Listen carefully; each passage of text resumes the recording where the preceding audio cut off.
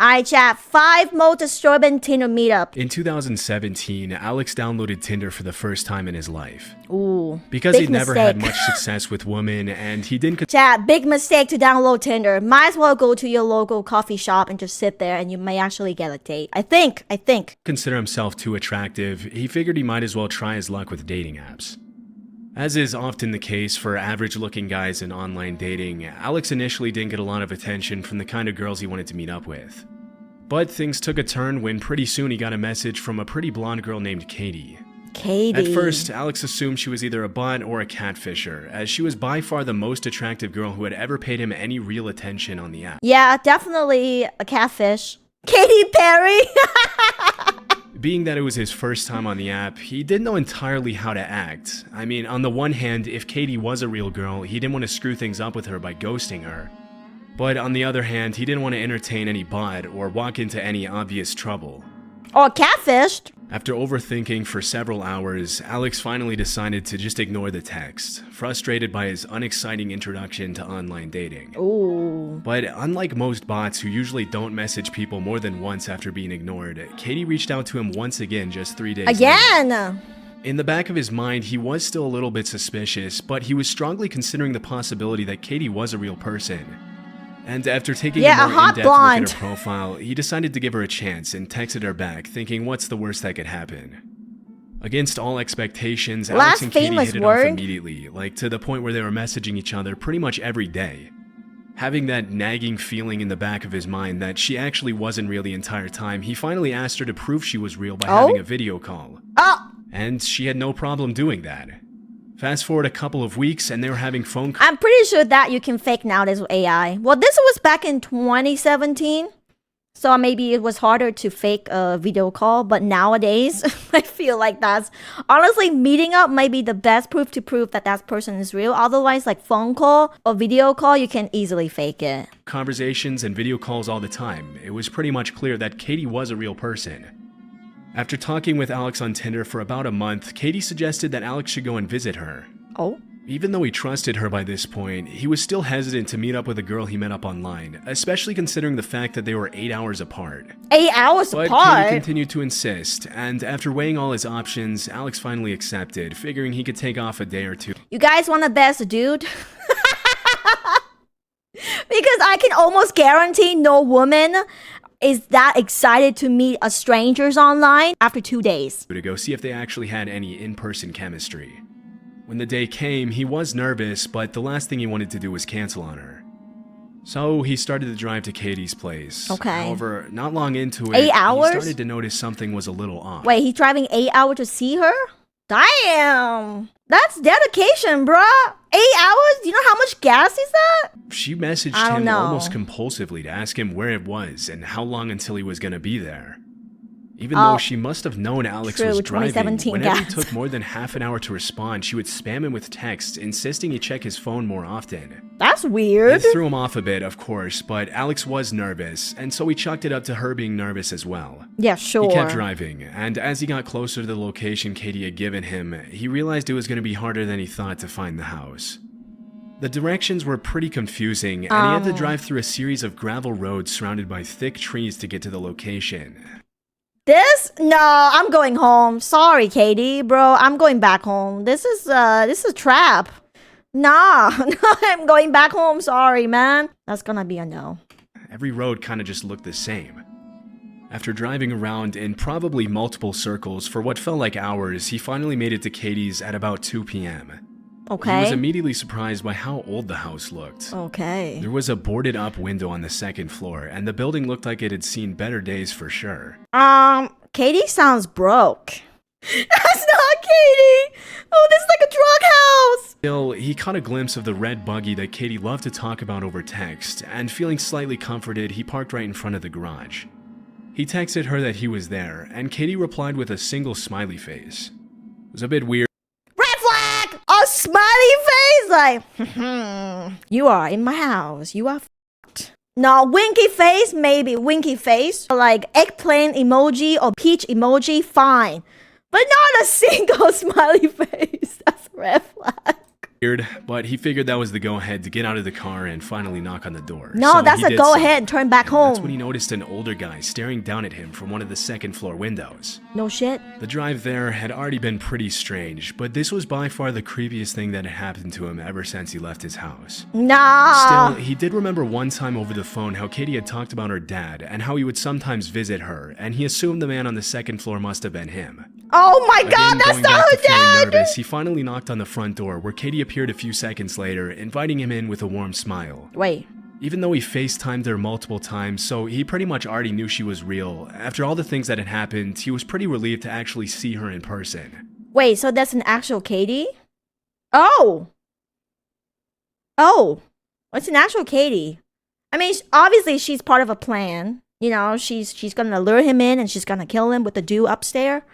But the fact that she actually existing.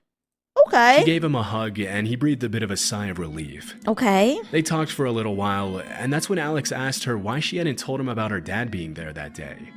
Katie's face instantly showed confusion, and she responded that her dad was halfway across the country and wasn't planning on visiting for at least a few weeks. What the hell is this? As far as she knew, she was home alone. Thinking she was obviously just trying to scare him now, Alex kind of rolled his eyes and explained how he had seen her dad looking at him through the second floor window when he got out of his car.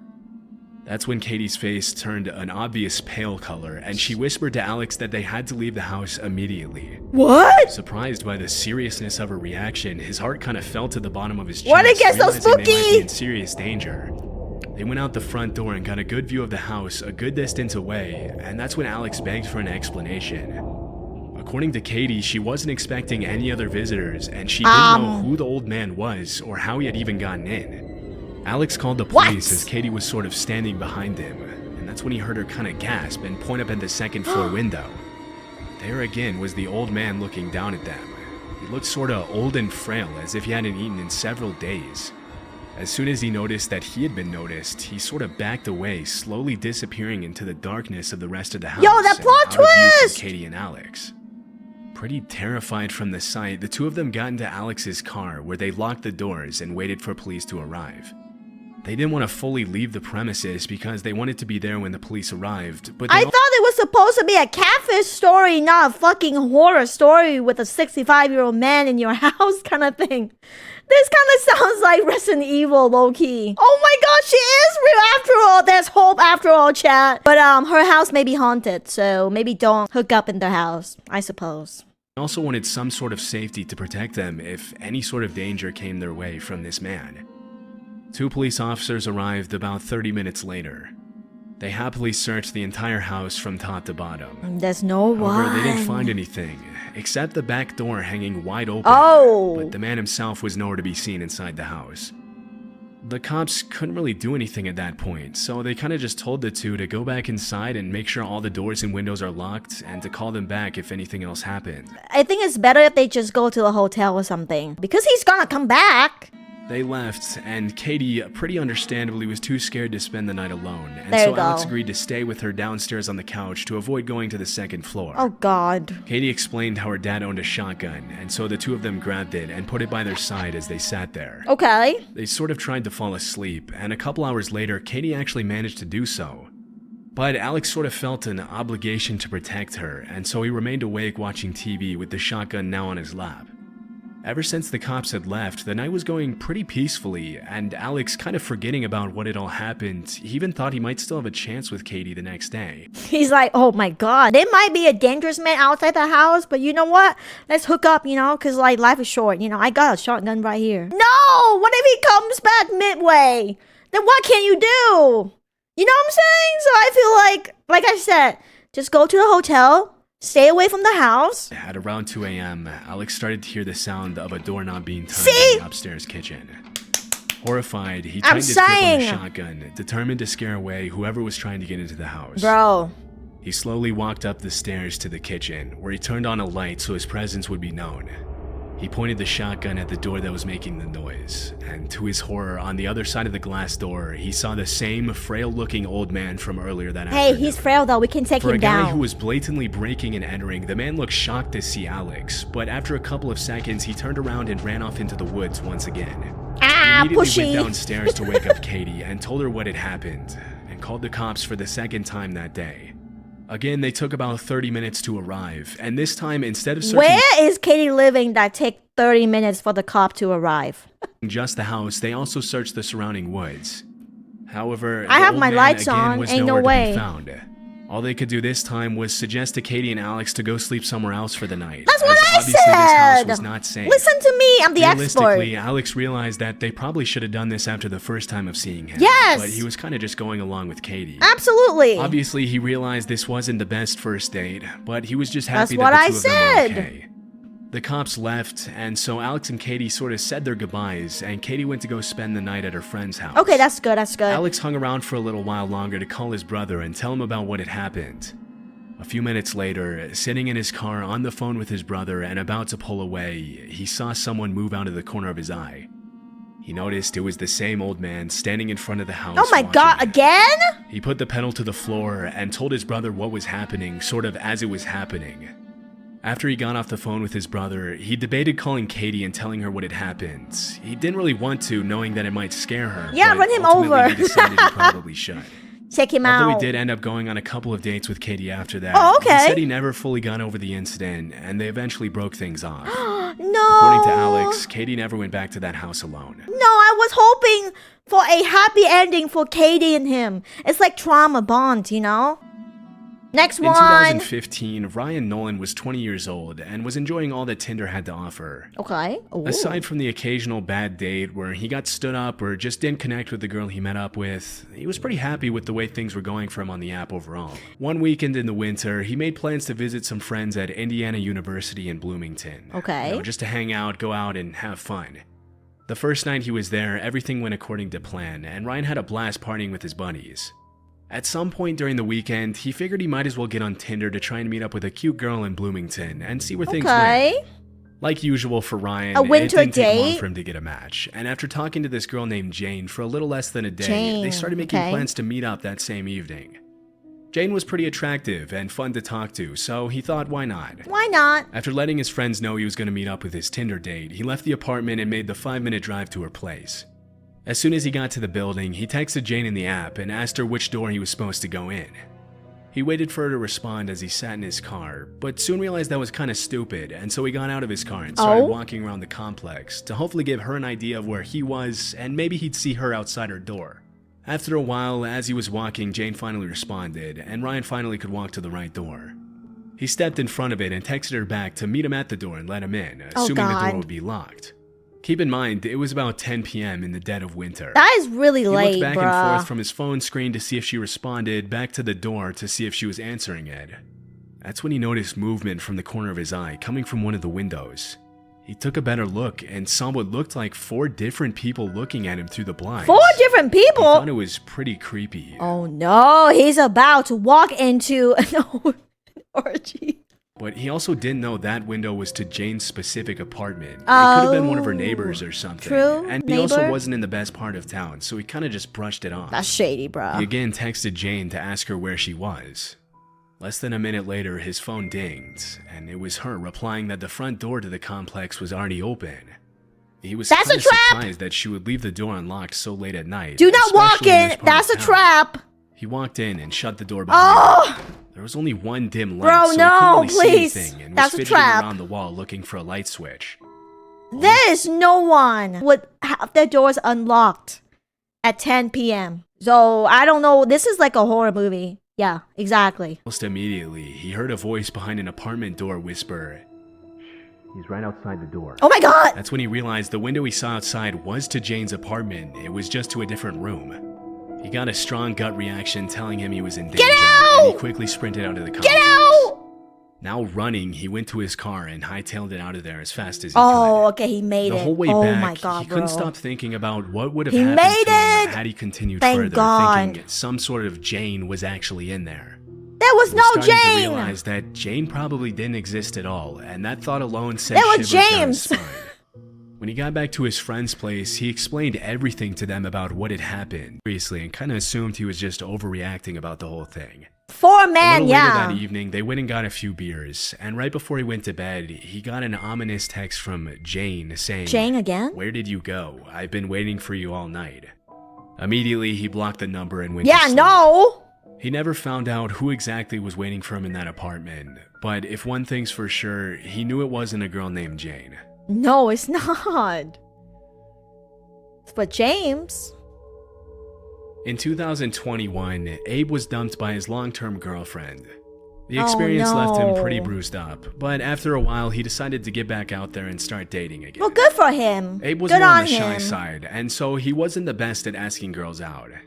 He wasn't exactly sure why, but either way, it wasn't his strong suit. When Abe had met his ex 6 years earlier, Tinder and other dating apps were just becoming popular, so online dating was pretty unfamiliar to him. But now he was single, and so he was pretty excited to try it out for the first time. He had a few friends that had found success on dating apps, and so he was pretty optimistic. But after a few months of using Tinder, he realized online dating wasn't at all what he thought it would be. Well, of course not. He only managed to meet up with one girl in a park, and okay, after park 20 is minutes, good. she played the classic phone call move, claiming she had gotten called into work. As you can probably guess, he never Hold heard on. What if she actually works as like a nurse or a doctor that she has to go to work, like on call? That's very normal, you know? back from her again. He was about to call it and just give up on dating apps completely when he got matched with a girl named Danny. She was a really pretty girl who he knew was I don't know, chat. The name is Danny. way out of his league and had a sneaking suspicion that he was being catfished or played by one of his friends. He'd heard many stories of catfishing, Kinda like Danny, and yeah. at one point he thought for sure Danny was going to be some 50-year-old dude. I mean, But because he didn't have many other It options, is. and he was thrilled at the small possibility of Danny being who she said she was, he continued to talk to her anyway. no, what if it's actually Danny and like this person just assumed that's the girl, you know? They talked for a few days and finally agreed to meet at a local park, which Abe thought would be a perfect spot for a first date. There was this big lake in the middle and a series of trails that went all around the lake. I feel like a park is good. Park, cafe, basically anywhere that's public and people can see you so you won't get kidnapped in daylight. Terrible idea to meet up in someone's house because you never know, that person may be dangerous. Which he thought would be pretty romantic. They agreed to meet up at 5 p.m. when the both of them had gotten off of work. Not bad. A little after 5, she messaged him saying she was walking to the pavilion where all the picnic tables were. He looked over to his left out of his car window, and sure enough, there was the girl from the Tinder pictures. She was actually real. She does exist! Felt exist! nervousness knowing that she was actually real. Abe got out of the car and walked up to her. They were able to talk for a few hours. Abe honestly couldn't believe he was pulling it off. Later that evening, as their talk was starting to wrap up, they decided to go for a walk on one of the trails, not wanting to end the date. And even though it was starting to get dark out, they decided to do it. Normally, Abe would never have agreed to walk in the dark with a stranger he had just met. Let's not walk in the dark. He felt calm with Danny for some reason. No. He trusted her. They even held hands, and for the first time since he had been dumped, Abe felt something special. I mean, they walked for a long time along the lake until it was pretty much completely dark, at which point Danny suggested that they turn around and start making their way back to the parking lot. Oh yeah, For the first few minutes, the walk back was perfect. They had a few more good conversations, and it felt like the chemistry was continuing to grow. However, that's when things took a turn for the worse. They weren't far from the parking lot when Abe noticed what looked like a man standing in the walkway, just watching them from a distance. A man! The guy was just standing there, which obviously wasn't normal, and he could barely see him from the distance. That's a man! To wonder if it was just his imagination. He didn't say anything to Danny at first, but as they got closer, with the help of the faint light of the moon shining through the trees, he realized it was a person. Danny froze before Abe could say anything, and that's when he asked her if she could see the man, and she said that she could. That's when Danny shouted at the man and asked him if he needed anything. But the man just continued to stand there, staring at them. Bro. Abe was a bit taken aback by this, thinking they should just sneak away rather than make some giant scene about it. Yeah. He thought this I feel like even if you have two people, you should not provoke or confront a man in the shadow. What if he has weapons? What if he has backups, you know? had a better chance of being attacked, but he also didn't want to seem too scared in front of Danny. He tried to write off the whole thing as some idiot trying to play a joke on them, doing his best to hide the fear in his voice as he also yelled out. Danny reluctantly nodded towards the man, ensuing that they should keep going. And so Abe did so. Turn around, please. He continued to pray that the man was just playing a joke on them. Just turn around and leave them alone. But the guy didn't move at all. To make matters worse, they could now clearly see that he was concealing something behind his back. I see weapons! weapons! When they were about 10 feet away from him, the man finally moved his hands from behind his back and pointed a hunting knife at them. A hunting knife! In a low and rough voice, he commanded them to turn around and put their hands above their head. Abe sort of froze up. It's time to go! The reality of the situation he was in. He honestly had no clue what to do. He had never been robbed before, and at that moment, he knew he was in very real danger. You know, you can probably run and avoid the knife. Maybe, I don't know. And that's when he suspected Danny of setting him up. I knew it! Over at her and Danny's a if bitch! Really could be behind this. However, that thought Kick quickly Danny left in the his nut. head when Danny started to aggressively argue with the guy. Bro. Before Abe could even process what was happening, she Why started are you running at arguing? the armed man. Right before she reached him, she kind of threw her body at him and managed to knock him over. As soon as the man hit the ground face up, she shouted for Abe to run. Abe, kind of now even more taken aback by what he was seeing, just Wait, she's a badass? finally I take it started back. to run. He didn't want to leave Danny What the alone. f? She threw herself at the dude and knocked him down. It sounds fake, yeah. It kind of sounds fake. Why is Danny so strong? Danny's a fighter. But he didn't really need much more convincing. A couple of seconds later, Danny managed to get up and caught up to Abe. They could both clearly hear the man running after them as they made their way off the trail and sort of down this shortcut towards the parking lot. As soon as they got there, they both threw themselves into Danny's car and drove off, not even checking if there was anyone behind them as they pulled out of the parking lot. As they picked up speed and were starting to actually drive off, Abe looked in his rearview mirror, and that's when he saw the man with the knife in his hand still standing there. The f? Standing alone in the parking lot, again just staring at them as they drove off. Another thing they did notice is that there were other cars in the parking lot at the time of leaving. There were 3 other ones. This made them think that the guy may have had other accomplices with him. When they were a safe distance away, they called if Danny is not a part of this plan, if she actually not working with the dude, she's literally a keeper. The cops arrived at the scene pretty quickly, but the man was long gone, and the only car left in the lot now was Abe's. After they gave their statements to the cops and they left the area, they decided to go on a late-night dinner and stayed up all night talking about what had just happened. Trauma bonding! It was almost like the shared sense of danger from the incident had brought them closer in some way, and despite his horror, Abe decided to just go with it. Fast forward to 2 years later, and Abe and Danny are now engaged. Whenever they're asked about how they met, they always have a laugh at people's reactions when they tell them that they met on Tinder Trauma and almost got bond! killed on their first date. Nice! Nice!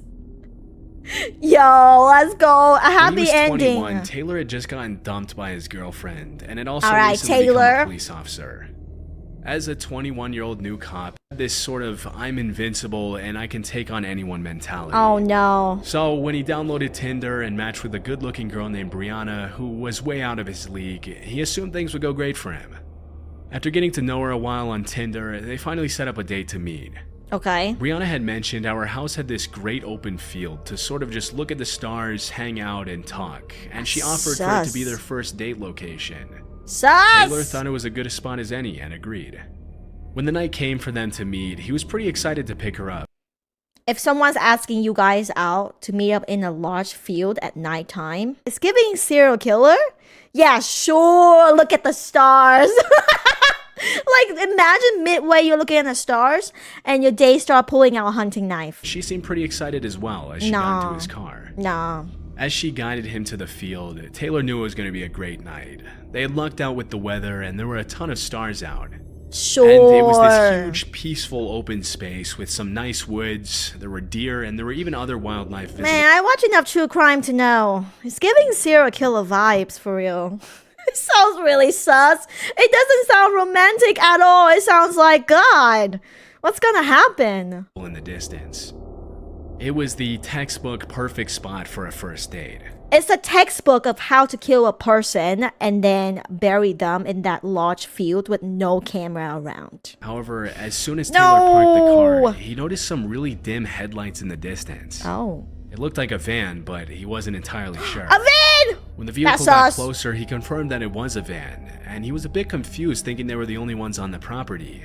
You ain't. As the van got closer, it didn't look like it was stopping, and it was in perfect head-on collision line with the parked car they were in. But as it got closer, it finally hit the brakes and stopped almost headlight to headlight with their parked car. It pretty much blocked Taylor's car from moving forward at all. Why? Brianna seemed to have a confused look on her face, and so assuming she didn't know who it was, he kind of prepared for the worst and told her to stay in the car while he went to see what was going on. Nah. He grabbed his flashlight and walked up to the van, where he saw a pretty big dude sitting in the driver's seat. Sort of angrily at this point, he asked him what was going on and if he could back up his car a little bit. Oh my god, bro. Surprisingly, the man was actually really polite, and in a low, kind voice, he said he was the owner of the property and didn't mean to scare them at all. According to the man, who introduced himself as Bob, he had been having trouble with poachers on his property and just wanted to make sure Taylor and Brianna weren't going to be shooting at the deer or hurting any of the other animals on the property. Okay. Taylor, a bit taken aback by this, lowered his voice to a more calm level. He smiled politely and assured him that they only came out to look at the stars and the wildlife. Bob seemed to be pretty happy with his explanation, and a few seconds later he wished them a nice evening and drove away. Taylor, pretty happy with how he had handled things, went back to his car ready to enjoy his first date. However, now, Brianna, for whatever reason, didn't seem to be on the same page. And he noticed something very off about her behavior. Instead of actually talking to him and enjoying the date like they were just before, she was now texting nonstop, and when Taylor asked her who she was talking to, she refused to answer. He thought it was pretty weird, but he chalked it up to her nervousness or whatever and tried his best to strike up. Bob did not do his job. She must be like, yo, why you leave, bro? Why? We were supposed to do this together. Supposed to rob this cop, man. Fun conversation with her. About an hour later, he saw the same headlights coming towards them again, this time at a much faster pace than before. Feeling that he and his date were now in serious danger, he hopped in his truck and moved to a more defensive position. After the van screeched to a stop inches away from Taylor's car, even closer than before, Brianna jumped out of the truck and ran towards the van. What the fuck? Taylor at first was sort of confused, thinking why she would run to this van that seems to be a threat to them. However, that's when Taylor realized he had been set up. Thinking quickly, he got out of his truck and commanded them to get on the ground. Obviously, though, neither Brianna or who he now realized was Bob complied. To Taylor's horror, Bob then charged at him. Of course not! What do you like? You think they're gonna listen to you? And knocked him on the ground.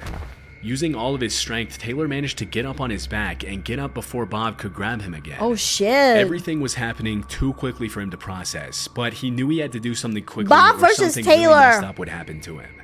That's when he saw Brianna, who a second ago he trusted, grab the metal pipe from Bob's van. Yo! She sort of shouted at him that they had a gun, but that if he gave them all his money and his truck, he would walk away unharmed. Bro. Now, again, Taylor had this sort of I'm invincible kind of mindset, and so he refused, to which Brianna started to cry, saying that she didn't want to hurt him if she didn't have to. When he saw Bob run back to the van, he finally revealed to them he was a cop, and he drew his concealed gun and commanded them to get on the ground. After a moment of shock, they finally complied, and Taylor scrambled to call 911. Just as he was telling dispatch that he had 2 suspects at gunpoint and needed backup immediately, Bob and Brianna got up and quickly started sprinting away into the darkness. Even though he knew it was a dumb choice at the time, Taylor initially started chasing them and ran into the woods along the field. No. The chase lasted maybe 30 seconds when Taylor heard 3 loud pops and saw a muzzle flash in the distance. Now feeling true panic for the first time that night, he sprinted back to his car and put the pedal to the metal until he was a safe distance away. Holy shit. Minutes later, he went back to the house where he had picked up Brianna, called dispatch again, and asked the cops to come to that location. As soon as his sergeant and field training officer got there, obviously knowing who he was, they sort of gave him crap about having to call the cops when he really was the cops, he was just off duty. True. However, at the same time, they did recognize the seriousness of the situation. It was scary. And all drove down towards the field. To everyone's surprise, the van was still there. Really? To Taylor's disappointment, his sergeant ordered him to stay in the car, keep his mouth shut, and only come out if they were getting shot at. Although the sergeant and training officer didn't find any sign of Bob or Brianna, they did find drugs in the center console of the car. But that wasn't all they found. When they came back to the patrol be some car, DNA, they weren't doing right? any more joking around, and the both of them looked pale and horrified at what they had just seen. They told Taylor to follow them back to the van, and after peering inside, he saw several knives, duct tape, lighter fluid, a decent amount of rifle ammo, handcuffs, and what looked to be dried blood. Yo, okay, Taylor's lucky. He was about to be a kidnapped victim, bro, or even worse. In the front passenger side, they found an AR-15 style rifle and 2 more handcuffs. That's a lot. The atmosphere obviously immediately changed as the 3 of them looked at each other wide-eyed. The team called for backup, and a few minutes later, detectives arrived at the scene, which is where it was revealed that the plates were stolen and that the van had been reported stolen a few weeks prior to the incident. Makes sense. Stolen van. Taylor does still get picked on by his supervising officers about the incident to this day, but he's just happy no one got hurt. Since that night, he never went back to online dating again. Yeah. In 2019, Sabrina matched with a guy on Tinder named Nick, who she thought was really cute. Because she'd had plenty of good experiences using dating apps in the past, her guard was a little down, and she rarely let her friends know what she was doing, who she was with, or where she was. For the first couple of dates with this guy, they went to get coffee or on walks outside. That's fine. After about 2 weeks of dating, Sabrina decided she really liked Nick. Okay, he Nick, was friendly, good-looking, he was funny, he had his life together, and they also had great chemistry together. He's not broke! For their 3rd date, Nick suggested that Sabrina should come over to his place to have some wine. Okay. Feeling safe and comfortable enough to be alone with this guy at this point, Sabrina agreed. When the night of their date finally came... I mean, I guess if you regularly go on a date with this dude and it's been 2 weeks... I don't know, I feel like 2 weeks is still a little bit early to invite someone to your house. Yeah, I mean, would you invite your Tinder date after 2 weeks to your house where you live? I personally would not. She went over to Nick's house, excited to get to know him even better. Ooh. The two joked around for a bit and started talking like on their previous dates. After a while, Nick poured her a glass of wine. Sus. At this point, Sabrina thought things were going really well, and she felt comfortable in his company. However, after a while, at about 8 p.m., Sabrina started feeling a little funny. Oh no! She was sleepy drugged! and a little weak. She had trouble stringing a sentence. In the past, Sabrina had been roofied once before at a college party, and so she immediately recognized the effects. She's been roofied! But at the exact same time, now realizing the danger of the situation she was in, she pretended she was feeling fine. From her past experience, she knew she only had a few minutes before she passed out and was left vulnerable and at the mercy of this man that she thought she could trust. She knew she had to do something, and so at around 8:15, Sabrina told Nick as quickly and energetically as possible that she needed to use the bathroom, trying her best to make it seem as if nothing was off. Fortunately, Nick didn't seem to notice anything strange about her behavior. She was inside the bathroom, she locked the door immediately and called the police.